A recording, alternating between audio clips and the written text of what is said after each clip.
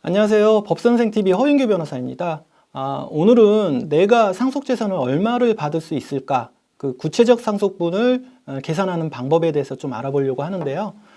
이 상속분을 계산하기 위해서는 그 민법상 상속순위와 그리고 법정 상속분에 대해서 먼저 좀 아셔야 할 것 같습니다. 화면을 보시면 왼쪽에 가계도가 나와 있습니다. 최대한 간략하게 표현한 것인데요. 실제 일어나는 상속의 대부분은 아마 이 정도 가계도로 충분히 파악이 가능하시지 않을까 생각하고 있습니다. 피상속인을 중심으로 아래 위로는 피가 직접 연결된 직계 혈족이고요. 위쪽인 부모와 조부모는 직계 존속, 아래로 자녀와 손자녀는 직계 비속입니다. 그리고 왼쪽 옆으로 있는 피상속인의 형제나 그리고 부모의 형제들과 그 비속들은 반계 혈족이라고 하고요. 옆에 촌수를 적어 놓았으니까 참고하시면 될 것 같습니다.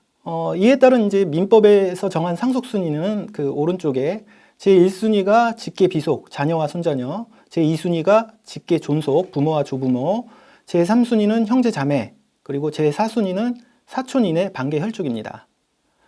그리고 배우자는 좀 특별 취급을 하고 있죠.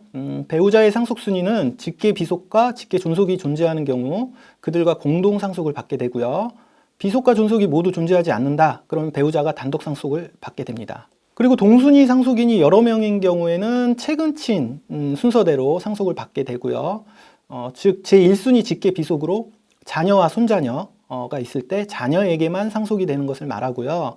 만약 제3순위 형제 자매까지도 상속인이 없어서 제4순위인 삼촌이나 사촌이 있을 때 최근친인 삼촌이 상속을 받는다는 당연한 논리입니다. 그리고 최근친이 여러 명 있을 때 당연히 공동으로 상속받게 되고요. 이처럼 상속순위가 정해지고 상속인이 공동상속을 받게 되면 각자의 상속분이 정해지는데 당연히 균분 상속이 원칙입니다. 다만 배우자에 대해서는 5할, 50%를 가산한 1.5로 상속이 됩니다.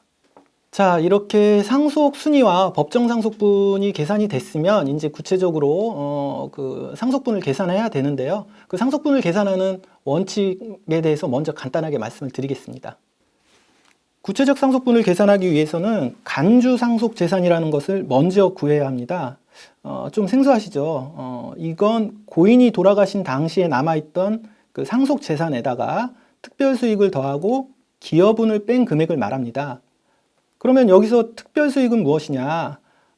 바로 생전에 피상속인으로부터 무상으로 받은 증여 등을 의미하는데 이러한 재산은 고인이 생전에 미리 상속재산을 분배한 것으로 보고 간주상속재산에 포함시키는 것입니다. 그리고 기여분은 상속인 중 상당한 기간 동안 고인을 특별히 부양하거나 고인의 재산 유지 증가에 기여한 사람이 있는 경우 상속인들과 협의 또는 소송을 통해서 인정된 금액으로서 이러한 기여분은 그 상속인의 고유 재산으로 보기 때문에 간주상속재산에서는 제외하는 것입니다.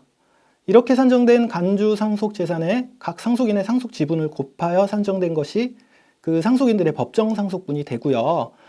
이렇게 산출된 법정상속분에서 또다시 각 상속인별로 받은 특별수익을 빼고 기여분을 더하면 최종적으로 구체적 상속분이 나오게 됩니다. 자, 이렇게 상속분 계산 원칙에 대해서 구체적으로 그 원칙을 알아봤으니까요. 좀 구체적인 사례를 통해서 또 말씀을 드리겠습니다.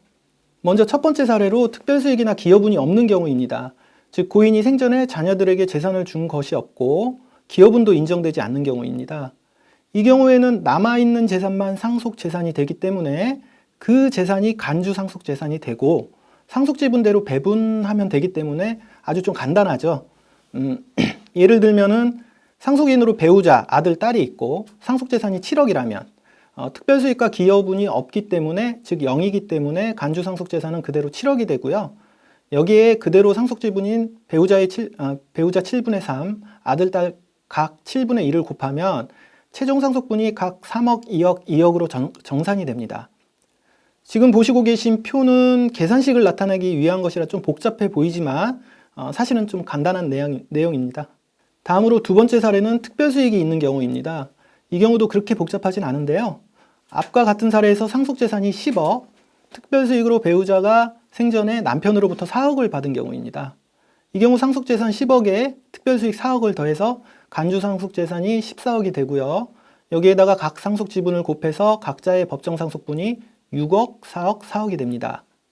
그런데 이제 배우자는 이미 6억 중에서 4억을 미리 증여받아서 이제 최종적으로 2억을 받게 되고요. 각자의 구체적 상속분은 결국 10억에서 2억, 4억, 4억을 받아가게 되는 구조입니다.